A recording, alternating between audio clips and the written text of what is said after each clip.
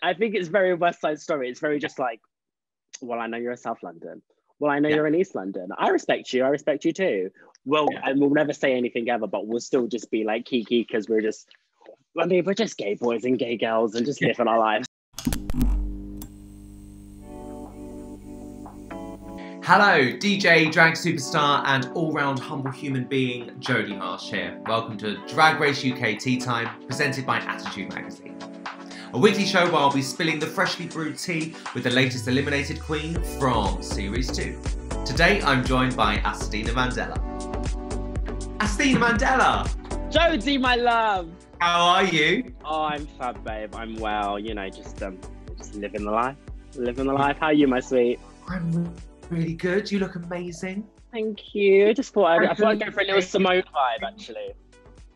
I like it. Yes. Oh, I see the reference. I like it. Have you had a great time on the show? It's been, do you know what? It was so much fun. It's so fun to watch it again and like relive it, if it makes sense.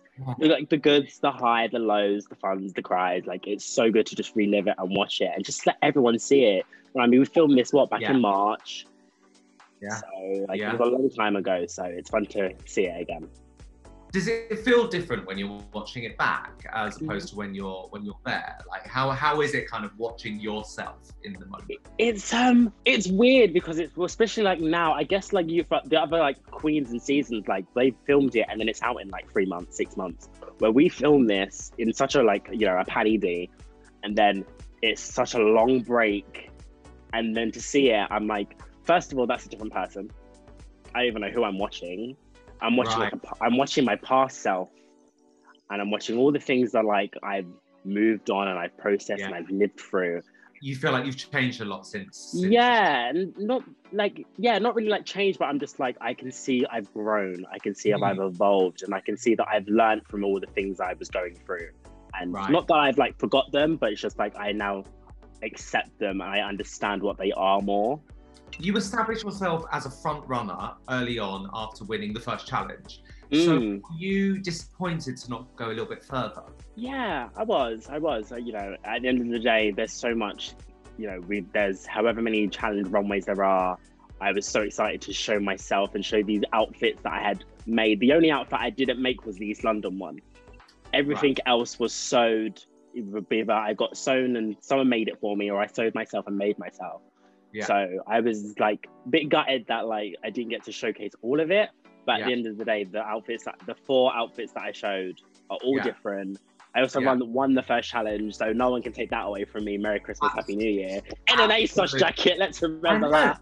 And Ahura had quite a lot to say about your ASOS jacket. So do you feel like all the words. That's a bit unfair. Do you know what? It's not because Ginny, like Ginny said, it's just like, well, you must be friends. And then like compared to like an ASOS jacket, cheap. The Naomi outfit cost me over $1,000. Right. Like you, one thing I loved is when you were sparking that conversation with Taste about queer POC representation back in episode 1. Do you feel like representation in media is improving now? It's got better, like completely. I mean, like the other day, even if we just think of just LGBTQ plus the whole umbrella. It's a Sin has just been released. Like, amazing. Just that coming out is so, you know, it's a representation for the whole community. And like, you know, it is building, it's growing. It's gonna take another 7,000 million years, however long it's gonna take till we're all fully seen on TV and mainstream. Yeah. But you know, it's happening, and not just mainstream, all fields of art and work. You know, from music to dancing to club nights to books to poetry to, you know, nurses. Like, it's just going to take a while, but it's getting better slowly and slowly. And you mentioned Naomi Campbell, so you were asked to represent a British queer icon and you chose Naomi. So what does she represent for you? She represents power for me. She represents that you are so, as a Black person, we're already like so pushed down from the world, and you know, you're there, and she's like, well, no, I'm not, I'm here. You can't not exist that I'm here and I live. And that's what she represents to me. Like, no matter how hard done by or how much hardship is placed upon you, you are so powerful that no one can take that away from you. And that's what she represents to me. And also, like, it's also the runway. It's also a show. Yeah. What am I going to do that's going to look good on stage? Like, it all plays the part. And I looked amazing. Do you think she was watching? I know she's a fan of Drag Race. I think she's definitely seen it. Like, there's no way she wouldn't have. Sure. But she's a busy girl. Like, Jesus Christ. I'm not expecting her to be like, yeah, can I speak to Asttina, please? Yeah. Like, babe, she's got things going on in her life. But again, it's just like, I'm blessed that I got to pay homage and honor to her, especially in like an outfit that's not iconic, but it was iconic for her because she came back to Valentino to walk in, I cannot say his name, the fashion show. And that's what I wanted. When I saw it, I was like, yeah.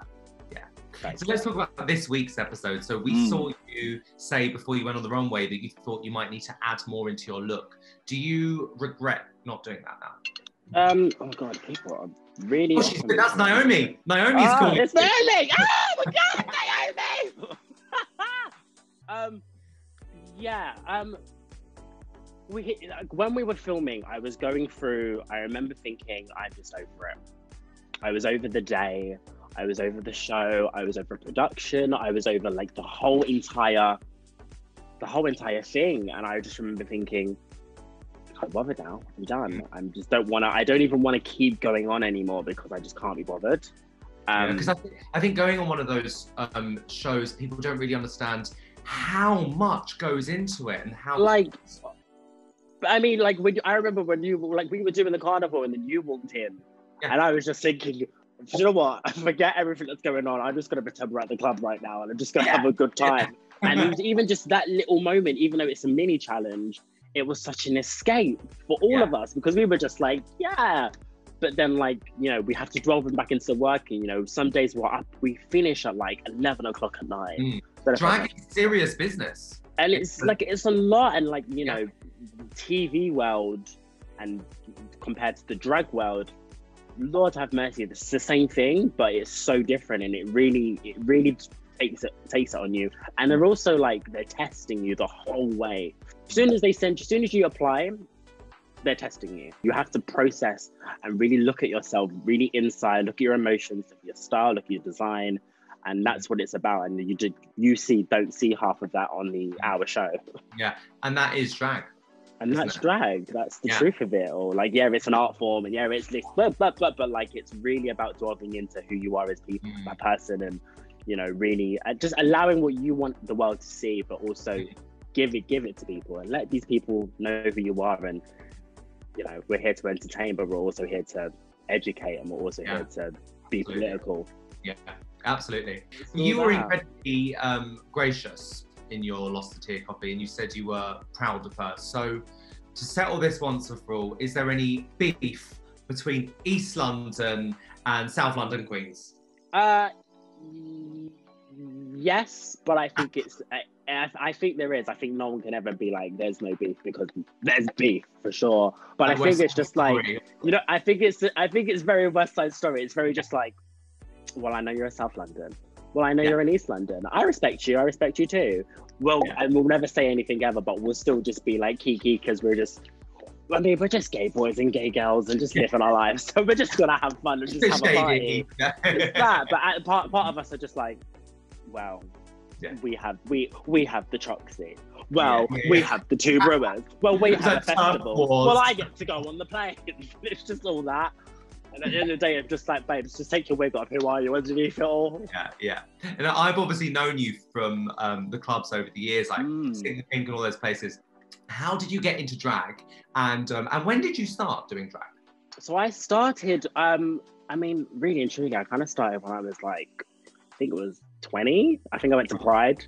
You know, as you do. How it all starts very personally. Go to Pride, and then kind of just was like, never do anything, because I was still dancing and performing for companies and different gigs. And then I met Sing the Pink, was dancing for Raven, obviously, as a boy.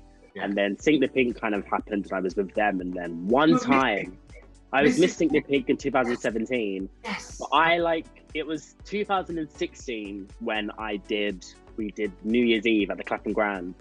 And then I'm just like, just on stage, flouncing around, absolutely pissed off our face and drunk.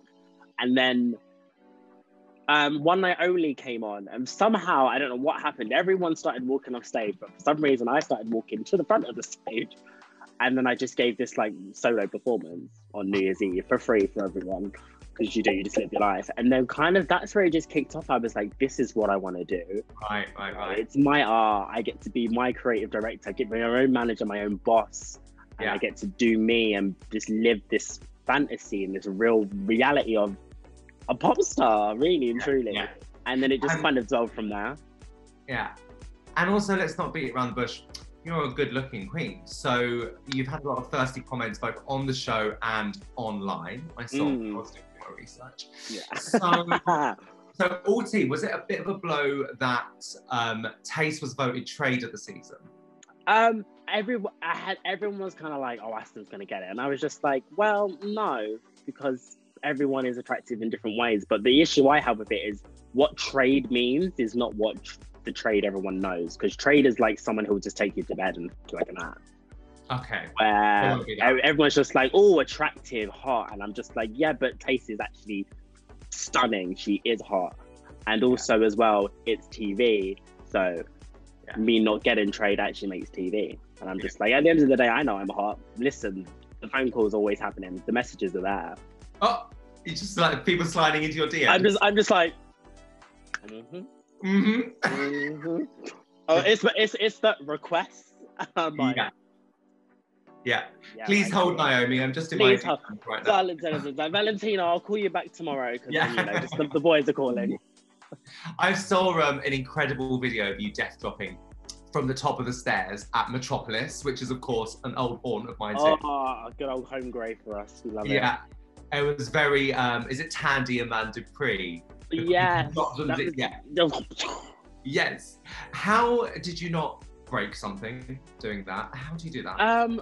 First of all, I mean that was way back when the dinosaurs were roaming the earth. First of all, but I just remember like just dropping. I remember like using the two poles as like a supportive barrier. So you just go down, and because I'm a flexible person. Bimini may be the bendiest bitch, but she can stretch. Yeah. And you just go down, and like it's not that I'm a science person or scientific, but it's just using the gravity of like just not, but like you going like that, like like if you're pressing something down, that it's just using the gravity and just letting, and then just breaking yourself. I mean, it's drag after all. It's drag.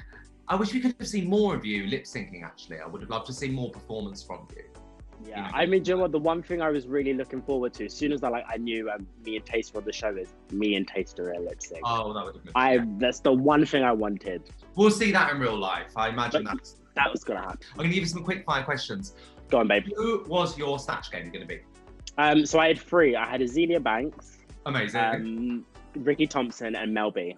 Yeah. Oh, amazing. Yeah. Which we could have seen Mel B. Which queen did you bond with most on the show? Do you know what? I really bonded with Cherry. Yeah, love. Yeah. What did you learn about yourself on the show in just a few words? It's okay to up and be unapologetically you. Great. What was the biggest drama of the series for you, Spill the Tea? Me leaving. Oh. And Rue says that there's no such thing as losing on this show. So what is next for you? I have no idea. I'm just gonna follow my goals, tick my boxes off, and just try and dabble in everything that I've wanted to dabble in. You know, in drag, out of the art, out of creative arts, just build my skill set, learn things, try things, and just let Asttina Mandella just destroy the world, and then amazing. Create a new world for everyone. I can't wait to see it. Amazing. It's gonna be fun, babe. Thanks so much for coming on and chatting today. Babe, pleasure. Thank you so much again for having me. It's so good to see you. I know, in real life. Oh my God, in real life via virtual laptops. Thanks for watching Drag Race UK Tea Time, served to you by Attitude Magazine. Tune in next week for another scalding hot cup of tea with the eliminated queen. To watch more exclusive LGBTQ content, hit subscribe on Attitude's YouTube channel. And don't forget to like.